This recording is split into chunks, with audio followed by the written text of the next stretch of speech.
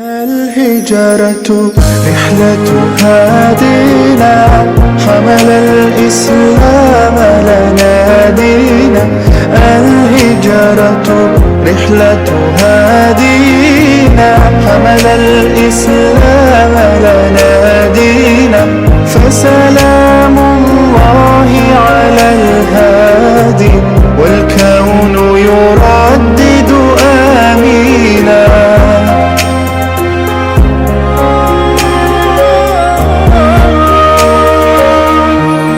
الله تكفل يحميه وعلي أصبح يفديه.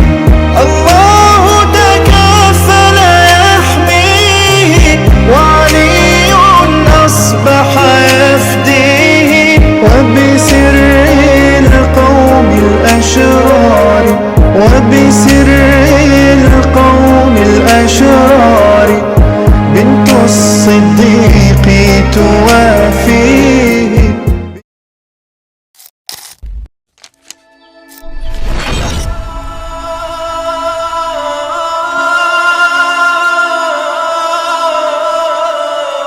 بسم الله الرحمن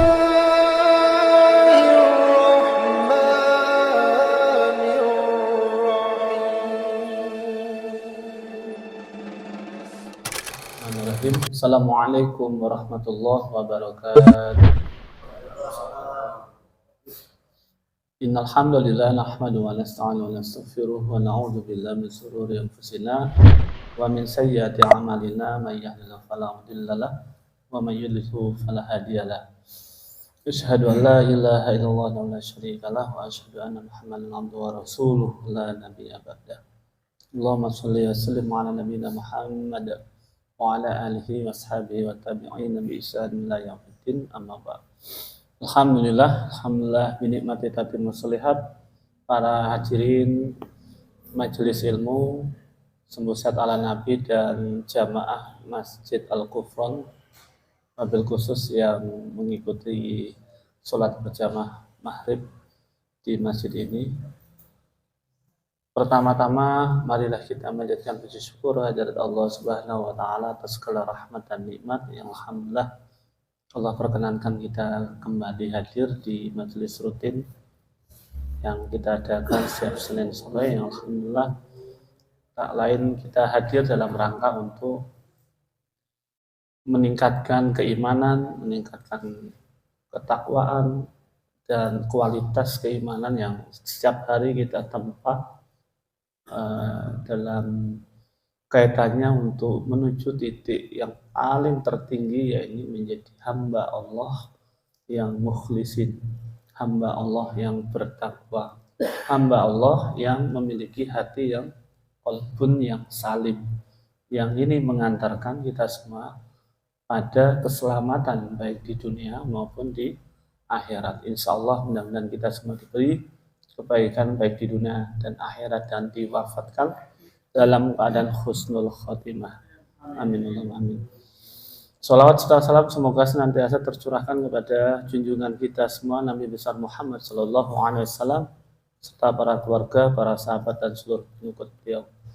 Hadirin rahmat Allah, sebelum kita mulai acara kajian pada kesempatan kali ini, tak lupa mari kita menjadikan doa wabil khusus saudara kita yang saat ini ditimpa musibah, khususnya di Palestina, ya, yang sampai detik ini pemboman, pembunuhan, genosida terhadap umat Islam, khususnya warga Gaza, belum terhenti, belum dihentikan. Nah, kita wajib, bahkan saudara-saudara kita di Palestina meminta tidak usah sholat gaib, tidak usah, doakan kami saja, saking terlalu banyaknya yang wafat. Sudah hampir 7.000 orang dalam jangka waktu hampir berapa ini? 23 hari. Jadi saya dengan semua tidak bisa memberi apapun hari ini, hanya doa, mungkin hanya bantuan-bantuan kecil, dan mudah-mudahan doa kita diterima oleh Allah Subhanahu wa taala. Dan mari kita bacakan Al-Fatihah untuk mereka semua. Al-Fatihah. أعوذ بالله من الشيطان الرجيم بسم الله الرحمن الرحيم الحمد لله صراط الذين أنعمت عليهم غير المغضوب عليهم. Alhamdulillah, alhamdulillah binikmati tatimmu sholihat. Kita merujuk pada kajian-kajian sebelumnya tentang 10 zat berbahaya dalam tubuh manusia. Yang mana hari ini kita telah membahas yang kedua, yakni tema yang berkaitan dengan syahwat, ya, dengan sperma yang jika ini tidak dikeluarkan akan menimbulkan sesuatu yang berbahaya dalam metabolisme tubuh manusia, bahkan ke perilaku. Kajian ini runut, dan yang mungkin tidak mengikuti kajian sebelumnya ya bisa melihat atau mungkin membuka di channel YouTube ya, Pesantren Al-Azhar. Saya bantu promosikan. Sama channel YouTube Sembusiat ala Nabi juga, insya Allah nanti. Baik, nah ini beberapa teori secara medis yang sudah kita bahas pada minggu lalu. Manfaat daripada kita mengeluarkan sperma itu sangat baik bagi tubuh kita, ya, memperkuat imunitas, ya, bahkan bisa meredakan stres, mencegah, mengurangi penyakit jantung atau stroke. Secara medis tidak ada resiko yang berbahaya, resiko yang membahayakan ketika kita melakukan kegiatan atau ejakulasi. Nah, ini secara medis. Tetapi menurut pendapat ulama, Imam Asy-Syafi'i mengatakan bahwa ada 4 hal yang salah satunya adalah dilarang untuk sering bersetubuh, ya, karena bisa melemahkan tubuh.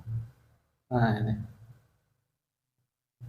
Nah kemudian Islam menetapkan tentang perintah untuk menundukkan pandangan, baik di dunia nyata maupun dunia maya. Muttafaq alaih, ya. Dan kita minggu lalu sampai pada hadis ini, ya. Dan hari ini kita membahas tentang pengaruh syahwat. Sampai coba hadirnya Allah, jenengan renungkan kenapa saking pentingnya menjaga syahwat itu sampai ada perintah untuk berpuasa. Penting gak? Sedangkan kita tahu puasa itu adalah salah satu amalan yang nilai pahalanya hanya di sisi Allah. Tidak ada yang bisa menghitung pahala daripada puasa. Tetapi ternyata puasa ini adalah salah satu obat terbaik untuk penyakit syahwat. Kalau begitu tinggi nggak Pak pengaruh syahwat ini? Sampai harus dengan puasa sebagai wasilah untuk obatnya. Kan bahaya deh syahwat ini. Kalau mungkin misalkan penyakit batuk, pilek, diperumpamakan obat penyakit medis, ya, mungkin hanya minum kalau yang dosis ringan, ya Bodrex, ya. Bodrex terlalu tinggi, ya. Kalau orang dulu batuk pilek paling pakai asam, ya, asam dikasih atau kecap dikasih jeruk nipis, ya, diminumkan. Kalau sudah parah baru pakai Bodrex atau ke dokter. Nah ini diibaratkan penyakit syahwat ini disetarakan obat dosis tingginya itu yang paling tertinggi adalah puasa. Makanya kalau syahwat itu sudah berkecamuk dan jatuh pada penyakit syahwat atau fitnah syahwat. Nah nanti kita kupas ya fitnah syahwat itu. Maka tidak ada cara lain selain diantara obatnya adalah puasa. Hari ini puasa semua hari Senin. Katanya mau menekan syahwat. Siapa yang puasa? Saya kasih madu 1 sendok. Nanti habis isak minum madu. Baik. Bahkan puasa bisa melindungi seseorang dari apa? Neraka. Jenengan kan ingin masuk surga dan tidak ingin masuk neraka. Nah, penghalangnya itu puasa. Wong cuma geser makan kok, jadwal makan. Puasa itu kalau tidak dikuatkan dengan niat dan mindset yang benar, kayaknya berat, Pak. Kan cuma geser makan. Ya, tadi pagi saya makan cuma pisang 1, minum madu keranjeng 1-2 sendok. Ada yang tahu madu keranjeng? Beliau yang tahu. Ya, terus air putih 1 gelas. Itu cukup sudah sampai ini, alhamdulillah sampai jam segini. Baik. Pada kesempatan kali ini kita melanjutkan tentang pengertian syahwat. Syahwat berasal dari bahasa Arab sahaya, syahwatan. Secara lugawi maknanya adalah menyukai atau menyenangi. Secara definisi, syahwat adalah kecenderungan jiwa terhadap apa yang dikehendakinya. Nuzu an-nafs ila ma turiduhu. Jadi apa saja yang membuat kita kecenderungan senang, itu bagian dari syahwat. Saya suka minum ini. Nah, ini buatan Masjid Takmir Al-Ghufran. Selalu mesti wedang jahe. Saya suka ini, kok ya tahu saya kesukaannya ini. Ini adalah salah satu dorongan syahwat yang membuat saya minum ini. Ya, saya tidak merasa haus. Ya, tetapi karena saya suka, dorongan syahwat mendorong saya untuk minum. Kalau saya nggak suka, saya minum nggak ini? Enggak. Kecuali saya sedang mengalami kehausan. Jadi syahwat itu sesuatu yang bersifat fitrah. Nah, saya mengutip, syahwat adalah bersifat naluri, gorizah, ya, yang bersifat fitrah, dan manusia cenderung dan suka kepadanya. Allah Ta'ala memberikan insting tersebut kepada manusia atau naluri tersebut kepada manusia agar mereka dapat menunaikan tugasnya dalam kehidupan. Jangan bisa bekerja itu loh. Kok kenapa bekerja, cari nafkah? Itu dorongan syahwat. Butuh kita. Kenapa jenengan menikah? Itu dorongan syahwat. Kenapa jenengan misalkan menginginkan keinginan mungkin makanan, termasuk kedudukan, jabatan. Saya kepingin jadi takmir masjid. Nah, itu syahwat. Saya kepingin jadi kepala desa, jadi kepala cabang, dan itu dorongan syahwat, dan itu bersifat fitrah. Tapi yang menjadi masalah bukan pembahasan syahwat yang seperti itu. Kita akan membahas syahwat yang justru menimbulkan fitnah. Baik, salah seorang ilmuwan yang bernama Dr. Yunasril Ali mengklasifikasikan bahwa insting atau naluri manusia itu terbagi menjadi 4. Yang pertama, insting egosentros atau naluri mementingkan diri sendiri. Baik, kita bahas. Dalam kitab yang lain, ini termasuk insting yang kedua ya, yaitu insting polemos atau naluri berjuang dan mempertahankan diri. Di dalam kitab yang lain, yang ditulis oleh Syekh Taqiyuddin An-Nabhani, itu dikatakan bahwa kedua insting ini atau naluri ini dinamakan gorizatun baqo. Jadi sebuah insting yang dimiliki oleh manusia untuk mempertahankan diri.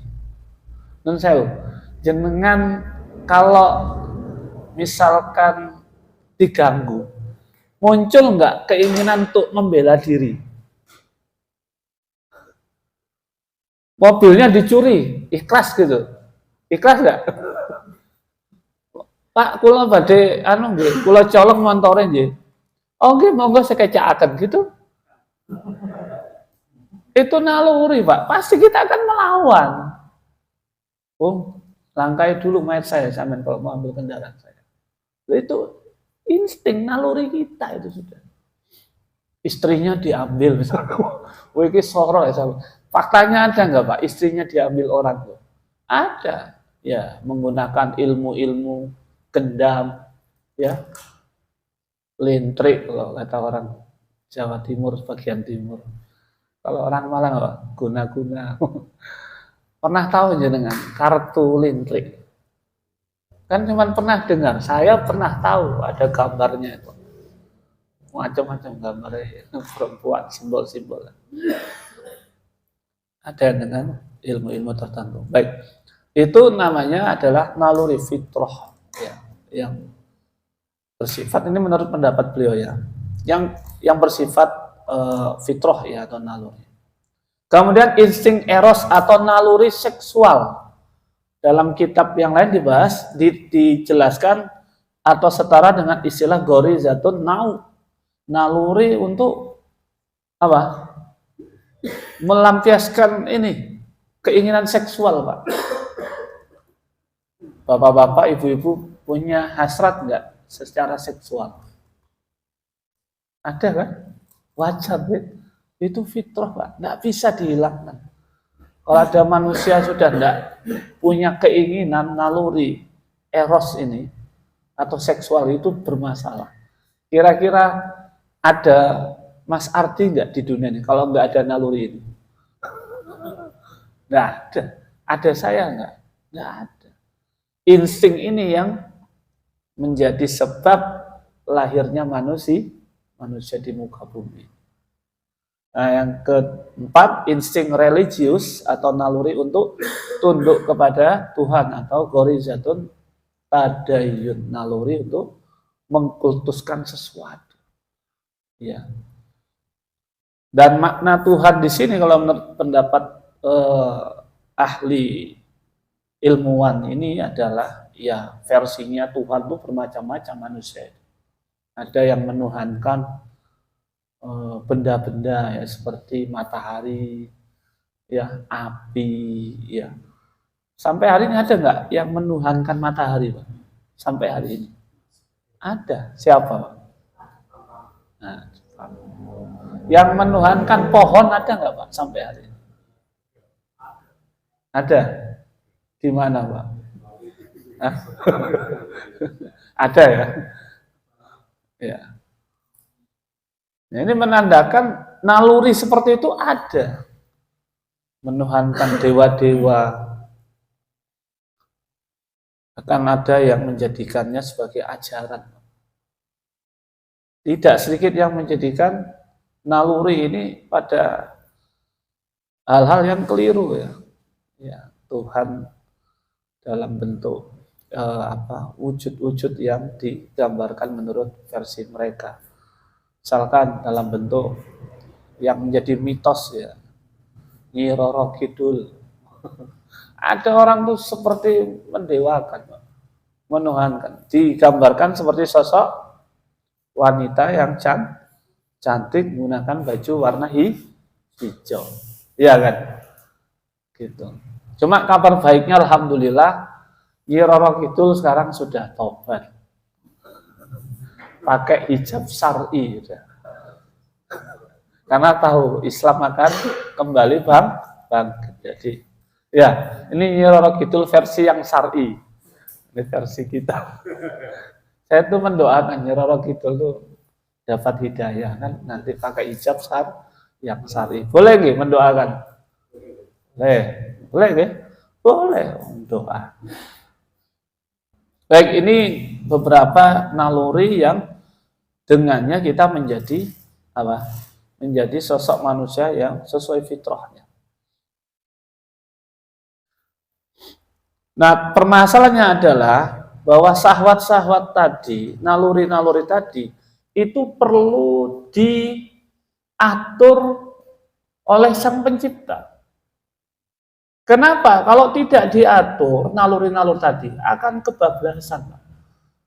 Dalam sebuah kitab dikatakan syahwat yang tidak diatur menurut standarisasi Al-Khaliq, sang pencipta, itu menjadi hawa. Dalam bahasa Indonesia, hawa nafsu.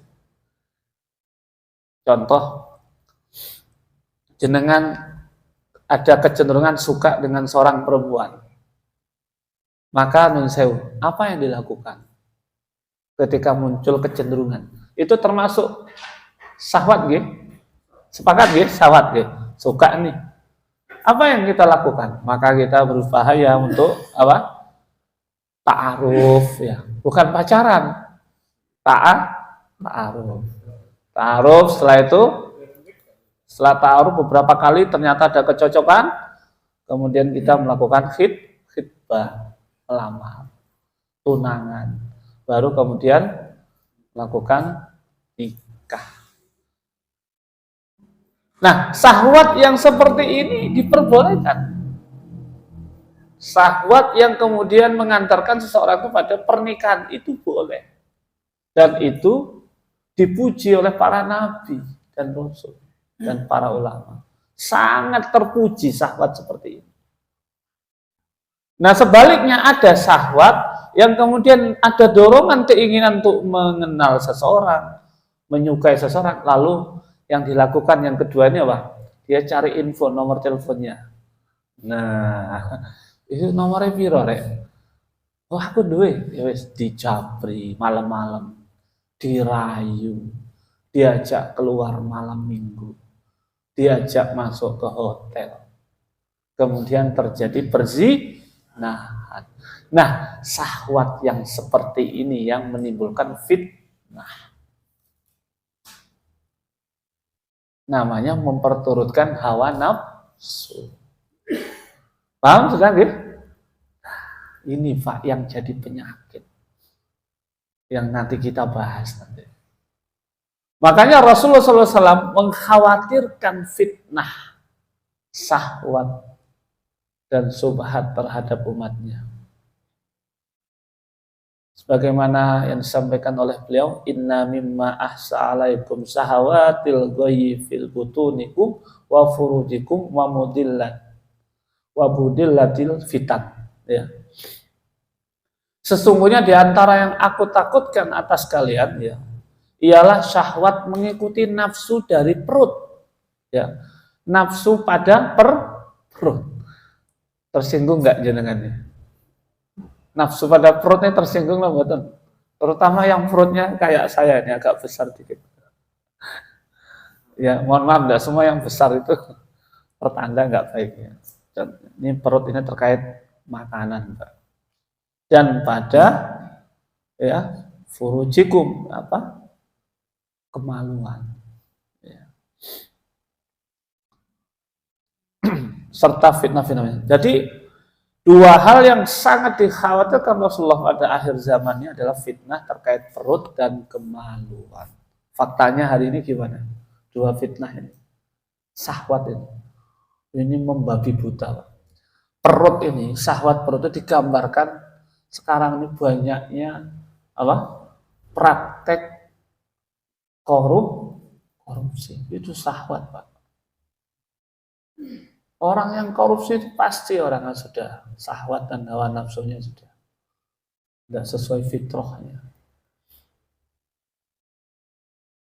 Ya, jadi jangan memahami orang itu dari sudut pandang seperti itu, syahwat. Nah, jadi Rasulullah SAW menyampaikan dalam hadisnya, bahkan dalam kitab Tibbun Nabawi itu dijelaskan dua fitnah yang paling besar dialami oleh umat Islam itu adalah fitnah ya. Pertama adalah terkait penyakit hati, yang pertama adalah syubhat, yang kedua adalah syahwat. Itu kalau menurut standar penyakit. Nah, syahwat ini yang akan kita bahas dan bisa menjadi fitnah-fitnah misalnya. Perzinahan, mohon maaf, perselingkuhan itu terkait apa, Pak? Syahwat apa? Kemaluan. Ada nggak unsur perutnya juga? Ada, Pak. Faktanya hari ini banyak orang selingkuh motifnya karena ingin mengejar urusan perut. Ya kan? Ada. Dan itu terkombinasikan. Nah, khusus kita Bapak-bapak, yang paling besar fitnahnya itu adalah fitnah wanita. Ini hadisnya, ma taraktu ba'di fitnatan adarra 'ala rijali minan nisa. Tidaklah aku meninggalkan fitnah setelah wafat, yakni Rasulullah wafat, yang lebih berbahaya atas laki-laki daripada fitnah wanita. Bahaya ya Pak, wanita ini. Bahaya Pak, bener Pak. Nggak main-main perkara wanita ini. Paling besar Pak fitnahnya. Napoleon Bonaparte yang menguasai Prancis ya, yang berhasil mengalahkan kaum muslimin, ya, pasukan Turki Utsmani, itu hancurnya bukan karena diserang oleh pasukan lain, tapi beliau itu terfitnah dengan siapa? Sosok wanita cantik yang ada di sebelahnya. Terus ada contoh yang lain, ada sahabat itu sepeninggal Rasulullah, ya. Jadi ada riwayat, ada tinggal dari 100 orang yang munafik itu semua sudah wafat, tinggal tersisa 1 orang. Nah ternyata yang 1 orang itu baru kelihatan sepeninggal Rasulullah setelah wafat. Nah, sahabat yang ini terfitnah oleh seorang wanita kafir, ya. Jadi beliau akhirnya murtad. Ini sekelas sahabat.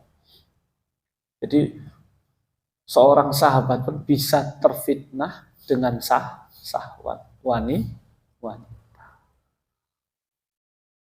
Apalagi kita, ya, kecuali insya Allah ketika kita dijaga oleh Allah. Al-Hafiz Ibnu Hajar rahimahullah mengomentari hadis ini dengan perkataan, hadis ini menunjukkan bahwa fitnah yang disebut pada wanita merupakan fitnah terbesar daripada fitnah lainnya. Ya, dan ini dikuatkan dalam surat Ali Imran ya ayat 14, 13 dan 14 nanti bisa dicek. Nah, Rasulullah SAW juga menyampaikan tentang bahaya fitnah wanita ini dalam hadis riwayat At-Tabarani, yang beliau katakan adalah seorang ditusuk kepalanya dengan jarum besi adalah lebih baik ketimbang menyentuh wanita yang tidak halal baginya. Sakit nggak Pak ditusuk sama besi panas Pak? Sakit. Tapi itu lebih baik daripada menyentuh perempuan yang tidak halal. Hari ini kan mending orang ditusuk jarum Pak daripada meninggalkan urusan wanita yang haram. Ya Pak Muten. Mudah sekali Pak kita sekarang ya bersentuhan atau mungkin terfitnah dengan urusan wanita, baik secara nyata maupun dunia maya. Ditetapkan atas anak cucu Adam bagiannya dari zina. Akan diperoleh hal itu dan tidak mustahil. Kedua mata zinanya adalah memandang yang haram, kedua telinga zinanya adalah mendengar yang haram, lisan zina adalah berbicara yang haram, tangan zinanya adalah memegang yang haram, kaki zinanya adalah melangkah pada yang haram. Sementara hati berkeinginan dan berangan-angan. Sedangkan kemaluan adalah yang membenarkan semua itu atau mendustakannya. Hadis riwayat Muslim. Hadis ini menggambarkan semua manusia berpotensi terkena dampak zina. Mulai yang paling ringan adalah zina mata. Itu paling ringan. Dan medianya sekarang ini, hanya guru saya mengatakan setan gepeng. Dengan mau lihat wanita yang seperti apa lewat sini bisa Pak. Bahkan bisa langsung video call. Diundang datang mau nggak orangnya? Datang? Mau? Mau, bisa Pak. Tinggal jenengan siapkan saja tempatnya. Saya punya jamaah ini, beliau itu kerjanya di driver online. Beliau itu cerita ke saya, di Malang ini, itu ada hotel-hotel tertentu khusus untuk seperti itu. Wah. Saya diajak keliling, Ustaz mau tahu tempatnya? Saya jawab, enggak, nanti katut saya. Tapi saya tahu lah, saya orang Malang kok, tahu. Dan hotelnya khusus Pak. Jadi sak mobilnya masuk di situ langsung ditutup, nggak kelihatan transaksinya di dalam, udah siap. Ini teman-teman yang di driver yang beritahu, saya belum ke sana, tapi saya tahu daerahnya. Dan hotel ini dibiarkan begitu saja. Makanya ngapunten, hari ini perzinahan itu sulit untuk kita basmi. Kenapa? Karena sistem yang diterapkan hari ini tidak betul-betul menjaga kita untuk selamat dari perzinahan. Bahkan cenderung hanya sekedar menertibkan. Paham Pak? Menertibkan. Ya. Jadi seperti itu dibolehkan menurut kondisi hari ini. Yang penting tertib, ya. Jadi yang tertib ya Pak. Nah, ini saya nyampaikan gini nanti dikira keras saya. Oh, Ustaz kok keras dakwah? Loh, ini saya halus ngomongnya. Kita ini disuruh tertib. Ya, paham ya? Oke.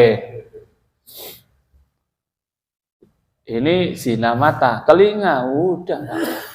Sekarang kalau telinga susah menghindari. Musik-musik di mana-mana. Lisan.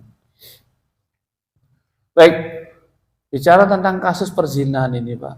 Nauzubillah min dzalik. Saya mau cerita yang agak sedikit ekstrim. Ada salah seorang, ngapunten kalau di tempat saya itu namanya Lora. Kalau di Malang, Gus. Itu mengeluhkan suatu penyakit. Nah, kemudian ngapunten penyakitnya tuh ngapunten, tidak bisa ereksi Pak. Ini yang punya penyakit ini saya kasih salah satu rahasia pengobatan. Bukan jamunya, penyebabnya. Akhirnya beliau saya diagnosa dulu, saya ajak ngobrol-ngobrol dulu. Dan betul dugaan saya, melalui bimbingan guru-guru saya, ternyata orang-orang yang tidak bisa ereksi itu kecenderungan mereka adalah pelaku dosa syahwat. Apa kebiasaan beliau ini? Jangan ditiru, kita sedang berjuang juga melawan dosa syahwat nih. Kebiasaan beliau itu kalau ingin jima itu melihat video itu dulu. Video apa? Video berwarna biru. Nah, baru beliau bisa melakukan kegiatan jima. Terkadang dilakukan dengan pasangan beliau. Ini menurut jenengan sesuai fitrahnya mboten? Pak, Bu. Ini namanya fitrah. Melihat perempuan cantik, nil langsung Pak, nggak usah diperintah. Langsung reaksi. Itu normal Pak. Saya lihat yang sesuatu yang membuat kita tuh. Tadi saya naik kendaraan umum, naik bis itu. Mau turun ternyata penumpang paling depan itu kan perempuan semua. Oh ya cantik-cantik, Masya Allah. Ini puasa-puasa kok disuguhi sesuatu yang menggugah selera. Itu tuh ujiannya terberat Pak. Itu seperti itu Pak. Maka betul yang disampaikan Rasulullah. Saya karuan makannya agak mundur telat. Tapi ujian perempuan itu berat Pak. Hanya mengalihkan pandangan Pak. Itu kan yang pertama rezeki kita tuh. Kata Sayyidina Ali, pandangan pertama itu rezekimu. Yang selanjutnya itu dosa. Nah, setan tuh membisik-bisiki Pak untuk melihat yang kedua kali. Gak eman sampean, mumpung ono gratisan. Udah saya lawan dengan melihat yang lainnya. Berat Pak. Mudah-mudahan jenengan lebih kuat dari saya. Ya, insyaallah. Baik, jadi ternyata gangguan-gangguan terkait medis yang tadi saya singgung tentang ereksi bisa dipicu dosa syahwat. Makanya yang kena penyakit-penyakit seperti itu, tolong koreksi dosa-dosanya, terutama terkait dosa syahwat. Ini rahasia, makanya seorang tabib, terapis itu jangan melihat penyakit secara fisik saja. Lihatlah perilaku, lihatlah hatinya, lihatlah ketaatannya. Di situ sebenarnya rahasia-rahasia kesembuhan bisa kita temukan. Qadarullah beliau saya suruh taubat nasuha. Taubatan nasuara. Jangan lihat itu lagi lah. Insya Allah sembuh. Yang kedua, coba rutin konsumsi madu kelanceng sama habatus sauda sama bekam. Nah, bekamnya itu di titik ngapunten ya, titik-titik yang terkait syahwat di pinggul Pak, ke samping kanan kiri. Wah, nanti mau praktek kayak ini. Tolong dibekam. Baik. Nah, dampaknya syahwat ini bisa mengganggu kejiwaan, kecerdasan, mengganggu fisik, pertumbuhan, perilaku, kepribadian, peran dan tanggung jawab, ketaatan, pola pikir, keturunan, perilaku sosial, orientasi seks. Banyak loh Pak dampaknya syahwat ini Pak. Ini letak kupas satu-satu luang ini kajiannya. Ngapunten, kalau dari sudut pandang kejiwaan, apa dampak orang yang terpapar fitnah syahwat atau penyakit syahwat? Dampaknya apa? Secara kejiwaan.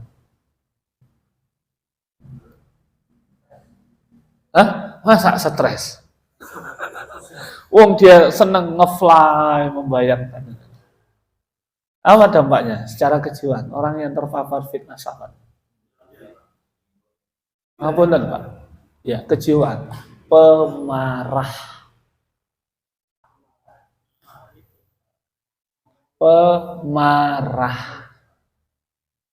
Orang yang syahwatnya itu tidak tersalurkan atau tidak terkontrol atau tidak disalurkan ke hal-hal yang halal, maka mengganggu dari sisi kejiwaan. Di antaranya ini pemarah. Nih siapa yang pemarah di sini? Yakin saya.